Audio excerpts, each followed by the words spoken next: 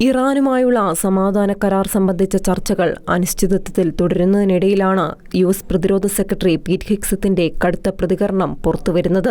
President Donald Trump മുന്നോട്ടുവച്ച നിബന്ധനകൾ Iran പൂർണ്ണമായി അംഗീകരിച്ചില്ലെങ്കിൽ നിർത്തിവച്ച യുദ്ധം എപ്പോൾ വേണമെങ്കിലും പുനരാരംഭിക്കാൻ അമേരിക്കയ്ക്ക് എല്ലാവിധ സൈനിക ശേഷിയുമുണ്ടെന്ന് ഹെഗ്സത്ത് വ്യക്തമാക്കി.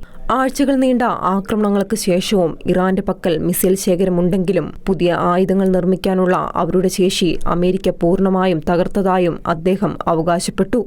സിംഗപ്പൂരിൽ നടന്ന ഷാങ്ഗ്രി-ല പ്രതിരോധ ഉച്ചകോടിയിലാണ് ഇറാന് കടുത്ത മുന്നറിയിപ്പുമായി പെന്റഗൺ മേധാവി രംഗത്തെത്തിയത്. അതേസമയം ഏഷ്യയിൽ ചൈന നടത്തുന്ന വൻതോതിലുള്ള സൈനിക വിന്യാസത്തിൽ ഹെഗ്സത്ത് ആശങ്കയും രേഖപ്പെടുത്തി. മേഖലയിൽ ഒരു സുസ്ഥിര സന്തുലിതാവസ്ഥ ഉറപ്പാക്കാനാണ് യു.എസ്. ശ്രമിക്കുന്നതെന്നും പസഫിക് മേഖലയിൽ ചൈന ഉൾപ്പെടെ ഒരു രാജ്യത്തിന്റെയും ഏകപക്ഷീയമായ ആധിപത്യം അനുവദിക്കില്ലെന്നും ഹെഗ്സത്ത് പറഞ്ഞു.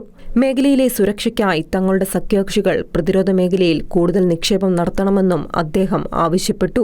ഇന്തോ പസഫിക് മേഖലയിലെ സുരക്ഷാ കാര്യങ്ങളിൽ ഇന്ത്യയുടെ പങ്കിനെ ഹെഗ്സത്ത് പ്രത്യേകം പ്രശംസിച്ചു. ഇന്ത്യ തങ്ങളുടെ സൈനിക സന്നദ്ധതയും പ്രതിരോധ ശേഷിയും വൻതോതിൽ മെച്ചപ്പെടുത്തുന്നുണ്ടെന്നും ചൈനയുടെ കടന്നുകയറ്റ ശ്രമങ്ങളെ പ്രതിരോധിക്കാൻ ഇത് അത്യാവശ്യമാണെന്നും യു.എസ്. പ്രതിരോധ സെക്രട്ടറി വ്യക്തമാക്കി. ഇന്റർനാഷണൽ ഡെസ്ക് ഷെക്കേന ന്യൂസ്.